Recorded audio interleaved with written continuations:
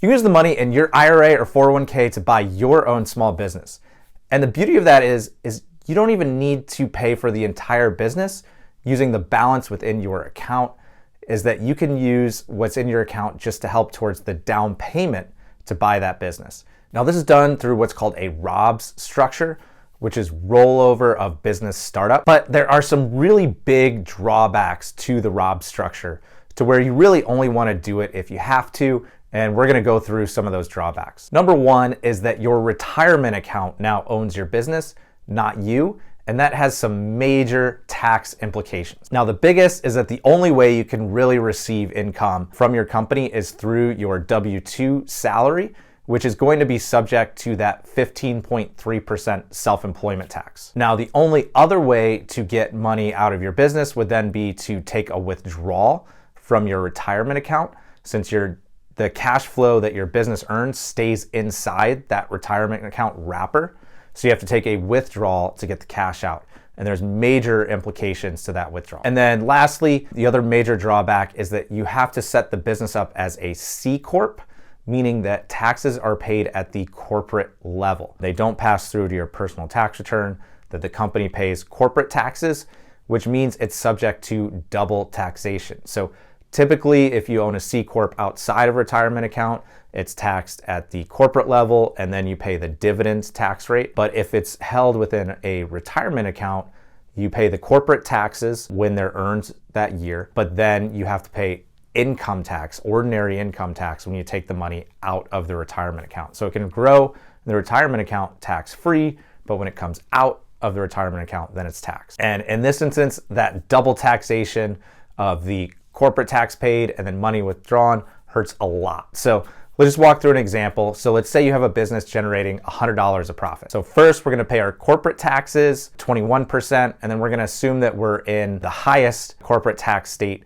New Jersey. We're going to pay 11.5% in state corporate taxes. So right off the bat, that $100 we made is now only $67.50. Next, we're going to go distribute the profits. We're going to say we're under the age of 59.5. So we're going to get a 10% penalty on that withdrawal. Now our $100 is only $60.75. Now let's say for the ordinary income taxes, we're going to say we're at the 25% tax rate and we're in New Jersey, which means we're going to have a 6.4% state tax rate. So after paying your federal corporate tax, your state corporate tax, your penalty for early withdrawal, and then your federal and state income taxes on that distribution, your $100 is now $42.65. And that's an effective tax rate of 57.4%. And that's assuming a 25% tax rate. That could get much higher if you're dealing with much bigger dollar amounts to get to that top bracket of 37% federal. So now let's just say on your W-2 salary, for showing how that money comes out, you're gonna have to pay your 25% federal,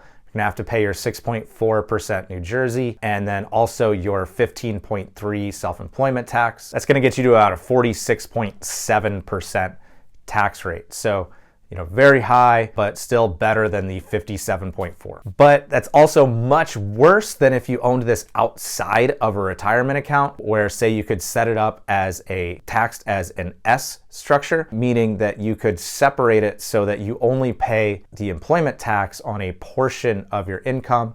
So you reduce the portion of the income that's subject to that 15.3% tax rate. And there's also a 20% reduction in the taxable income through what's called the qualified business income deduction. So that takes your 25% tax rate on the federal rate down to 20, saving you another 5%. So you're gonna pay much lower taxes if you own this outside of your retirement account. And then another negative kicks in when you go to sell your business. Typically, when you sell your business, you can structure it so that most of that sale would be subject to capital gains taxes, which the federal rate cap out at 20% versus ordinary income rates that cap out at 37%.